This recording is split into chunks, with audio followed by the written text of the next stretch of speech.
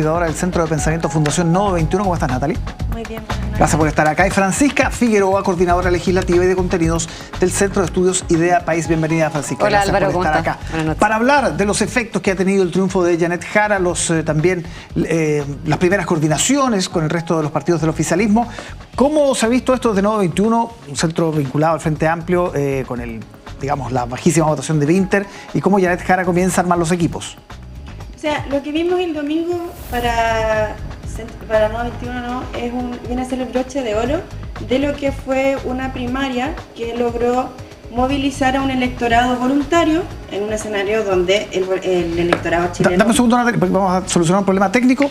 Mientras le pido el análisis a Francisca de lo que pasó el fin de semana con el triunfo de Janet Jara, ¿cómo lo viste? A ver, yo creo que Janet Jara, bueno, lo dijimos en su momento, era una excelente candidata. Sin embargo, el 60% en el fondo que tuvo en las elecciones fue algo inesperado. Creo que va a ser una candidata potente, no hay que minimizarla en ese sentido. Pero por otro lado, creo que hay una serie de desafíos que tiene el oficialismo, desde el programa de gobierno, ¿cierto?, de solo 7 páginas, hasta una serie de otras cosas, como en el fondo llamar a votar a más personas. En el fondo 1.400.000 votos en el fondo no es suficiente. Con voto obligatorio obviamente hay que llamar a una centroizquierda que no se movilizó en ese momento.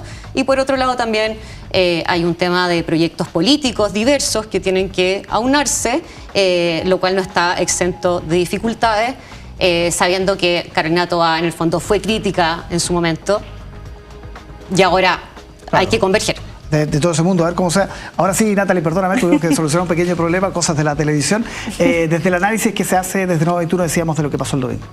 Bueno, como te decía, lo que fueron las primarias fue el broche de oro de un proceso que logró convocar a todo el oficialismo. Recordemos que no había habido una primaria en que se encontrara la centroizquierda y la izquierda, ¿cierto?, desde cuando convergieron en Bachelet. Ahora, con respecto a lo que tú me mencionabas de los resultados, sin duda el resultado de Janet Jara es una sorpresa positiva.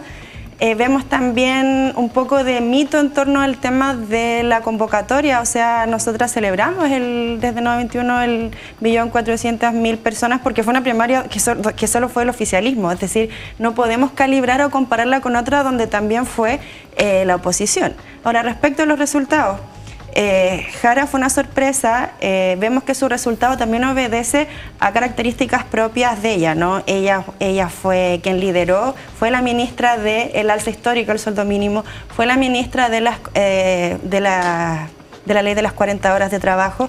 Es decir, ella tiene características propias que la hacen conectar con un electorado que además pone en relieve su biografía, ¿no?, su origen de clase. Entonces se ve como una persona que es capaz de gestionar una serie de problemas. Entonces le permitió un anclaje muy material respecto a las soluciones que ella podía promover en los debates, ¿cierto?, en las diferentes instancias. Ahora, lo que tú mencionabas hace un rato respecto al programa, los programas, ella ahora es la candidata del oficialismo entero. Hemos visto que, por ejemplo, Gonzalo Vinter sí presentó un programa bastante sólido, y ahora el momento es en que los diferentes partidos, ¿cierto?, tienen que empezar a aportar para el programa y así construir una propuesta que sea más sólida, ¿cierto?, Sí. y que pueda convocar a la mayoría de la población. ¿Y qué pasó con Vinter? Porque hay muchos analistas que hablan de una suerte de vaciamiento de la campaña, que en el fondo muchísimos de esos votos se fueron donde Janet Jara no logra sacar sacó así como el 88% menos de lo que sacó el presidente Boric en la primaria anterior.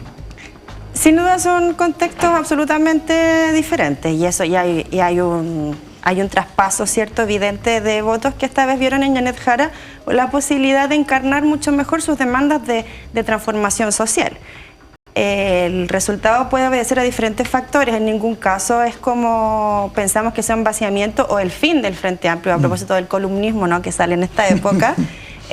Sin embargo, creemos que, por ejemplo, una definición tardía de la candidatura, sí, un discurso que no logra conectar con del todo con el momento político actual, un tono más confrontacional y juvenil que fue capitalizado por esta candidatura de Janet, que sin duda tiene ese factor que conecta, y lo dijimos el 21 de noviembre, o sea, cuando hicimos el estudio de cómo vota la sociedad chilena, nos dimos cuenta de que la gente quiere que sus líderes se parezcan, y sin duda Janet Jara encarna eso. Ahí hay un punto. Francisca, desde el punto de vista de Chile Vamos, de la derecha en general, también conversábamos recién con la diputada Osandón, para Matei, ¿esto es una oportunidad, es un problema? Porque claro, uno dice que queda un espacio al centro que se podría tomar, pero por otro lado, Jara en poco tiempo logró imponerse con una tremenda holgura en esa primaria, y uno dice, con 5 meses por delante puede seguir creciendo. Sí, o sea, yo creo, separaría las cosas, porque en el fondo el 1.400.000 de personas que fueron a votar igual fue menor a lo que fue la contienda Jadwe-Boric, por lo tanto yo minimizaría un poco ese aspecto. Con respecto a Matei, creo que sí se abre una oportunidad respecto de un centro viudo, ¿cierto?, que no está dispuesto a votar por Janet Jara, porque en el fondo acá no se trata de comunismo o anticomunismo, sino que simplemente reconocer lo que son verdades históricas y también principios ideológicos que para una persona comunista en el fondo no son transables y que una persona de centro no está dispuesta a asumir. En ese sentido, acá la pregunta por descomunizar o no descomunizar a Janet Jara tiene relación con qué piensa de la democracia Janet Jara. ¿Es realmente la mejor forma de gobierno o es solamente un medio para llegar al poder? Y esa es una pregunta relevante.